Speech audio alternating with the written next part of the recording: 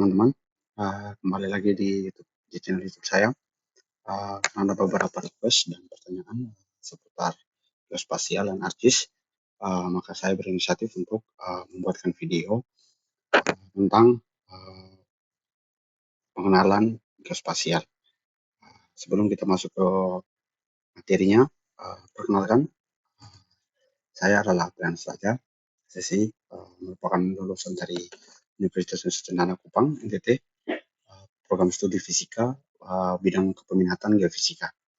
Saya sekarang bekerja sebagai asisten survei di PT Tribut Agro Persada. Oke. Nah, mari kita lanjut ke materi pengenalan sistem informasi geografis. Oke.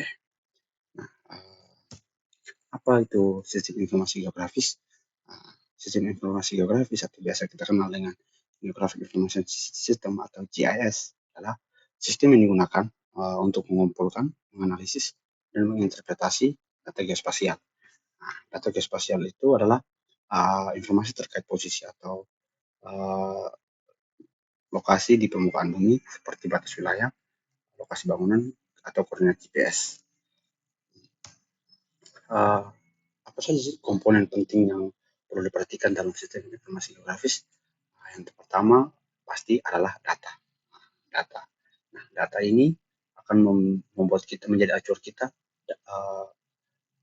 akan menampilkan atau akan menyajikan layout seperti apa atau memvisualisasikan hasil seperti apa sesuai dengan data yang kita punya seperti itu.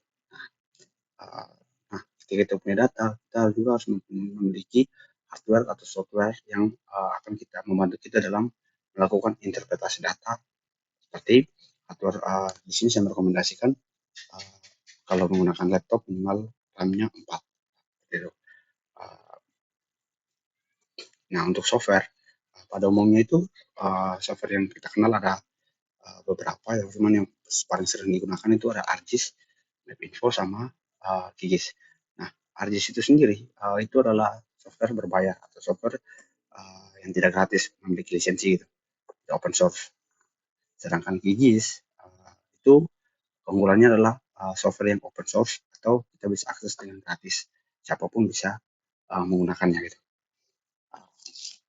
Nah, untuk penggunaan nanti kita akan pelajari pada video selanjutnya.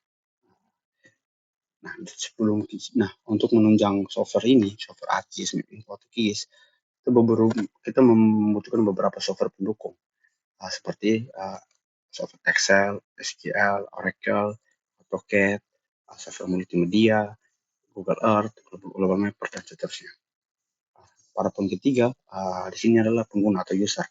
Nah, ini adalah orang yang melakukan atau orang yang memvisualisasikan peta atau memvisualisasikan data yang tadi kita punya seperti itu. Nah, kenapa ini penting?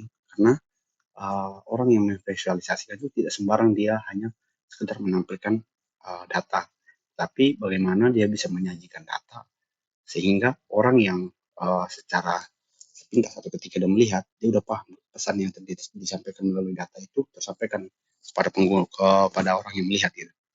Nah, itu butuh satu keterbiasaan seperti itu. Nah, yang keempat itu target. Di sini personal atau organisasi. Nah, ini maksudnya adalah target kita, siapa sih yang akan menggunakan data itu, siapa sih, personal kah, perorangan kah, atau organisasi kah, atau industri kah yang akan menggunakan data yang kita sajikan itu. Nah, poin kelima di sini adalah data atribut. Nah, data atribut ini apa?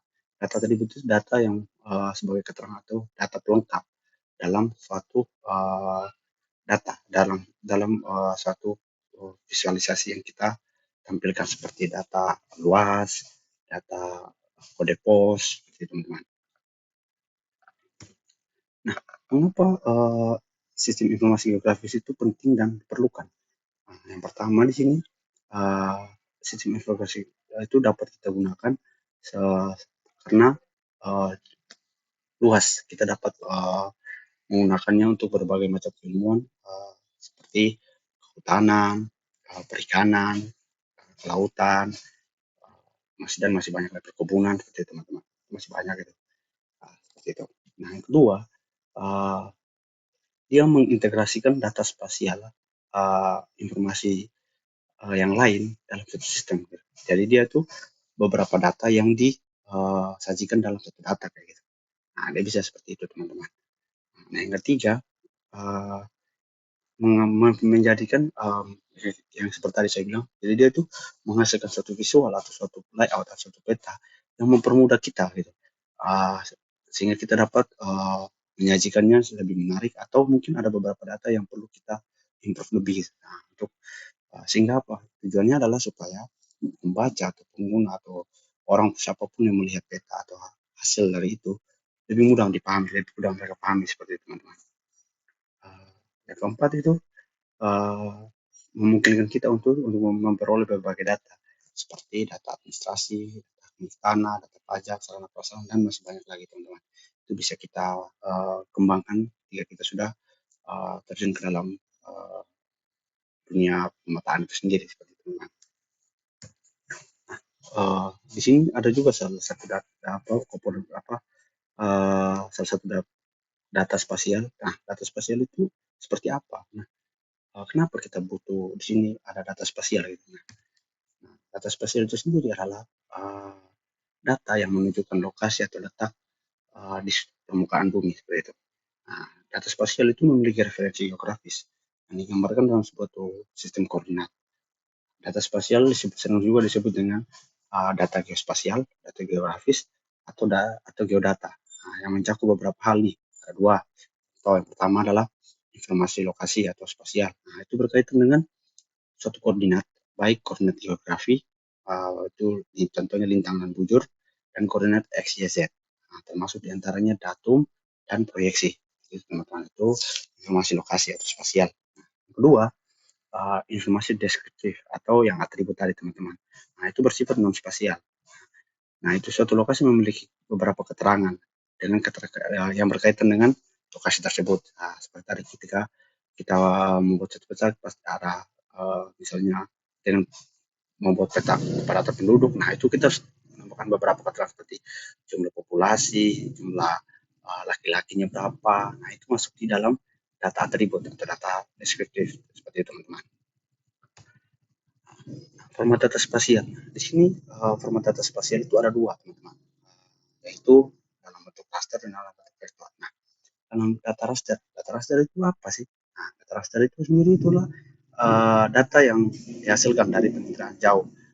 Seperti dan dia bentuk datanya itu adalah bentuk cell grid atau biasa kita sebut dengan pixel. Pixel itu picture element. Nah, kayak gitu kan. Nah, pada data raster itu resolusi atau bagus atau definisi visualnya seperti itu tergantung pada ukuran pixelnya teman-teman. Dimana kalau misalnya ukuran pixelnya itu semakin kecil maka uh, apa representasi dari permukaan bumi yang dihasilkan itu semakin akurat atau semakin tinggi gitu teman-teman. Biasa kita sebut dengan citra satelit resolusi tinggi seperti itu teman-teman. Nah, tetapi kekurangannya di sini adalah data raster ini filenya sangat besar, apalagi ketika kita menggunakan data yang bersifat resolusi tinggi seperti itu, pixelnya kecil, itu datanya besar sekali teman-teman. Nah, itu salah satu kekurangannya teman-teman.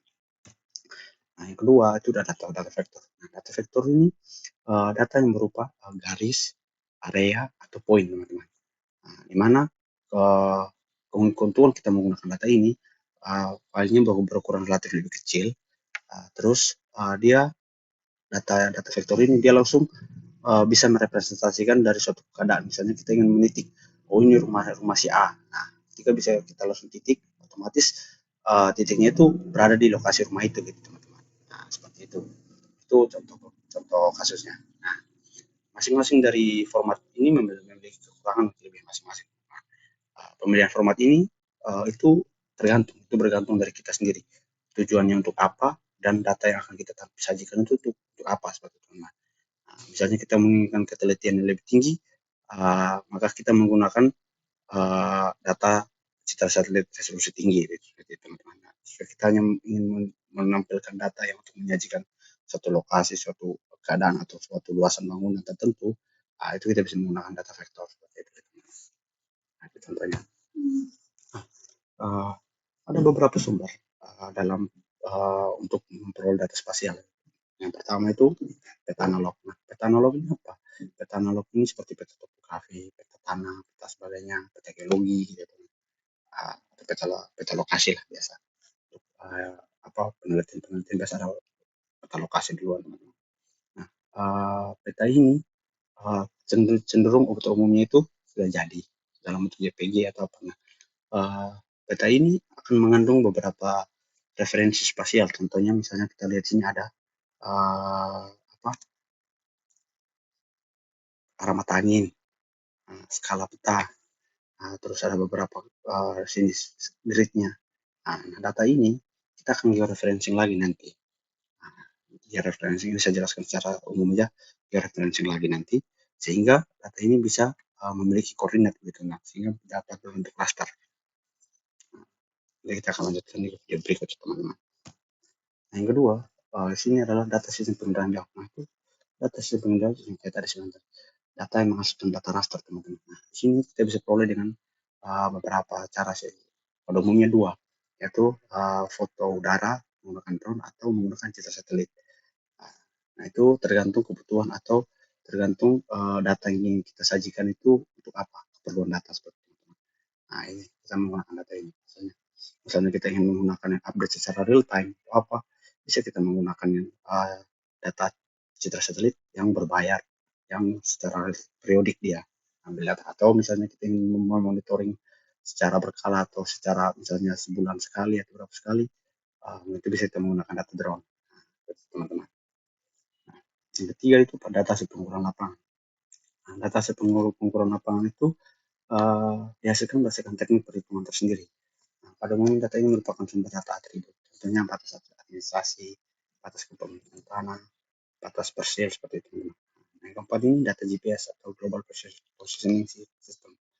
Nah, data GPS ini bermacam-macam, teman, tergantung dari uh, untuk apa data itu. Kita kegunaan data itu untuk apa seperti itu. Nah, ini contoh dari data GPS yang setelah kita ambil dari lapangan dan kita akan masukkan dalam software map info seperti itu, atau map source. Nah, oke, teman-teman, mungkin sampai sini dulu materi untuk pertemuan pertama kita hari ini, teman-teman. Nah, kita akan lama lanjutkan nanti pada materi tentang pemetaan tentang peta. Jadi jika teman-teman ada memiliki pertanyaan atau ingin berdiskusi atau apa, mungkin nanti bisa kita ramaikan di kolom komen, sehingga apa yang bisa saya bantu, saya akan bantu teman-teman. Oke, terima kasih.